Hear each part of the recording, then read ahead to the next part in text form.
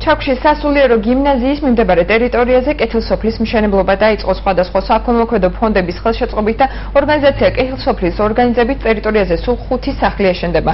პროგრამის თანახმად შენობაში საწყის ეტაპზე 5 ოჯახი უნდა შესახლდეს, მათ შერჩევაში ორგანიზაციებს სოციალური სააგენტო დაეხმარება.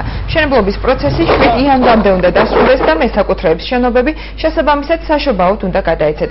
დღეს კეთილსოფლის ტერიტორია დეკანოზმა არჩილ ჩხარტიშვილმა აკურთხა. დღესვე ერთ-ერთი სახლის საძირკველს საფუძველი ჩაეყარა. მშენებლობაში მონაწილეობას მრევლი და მოხალისეები მიიღებენ.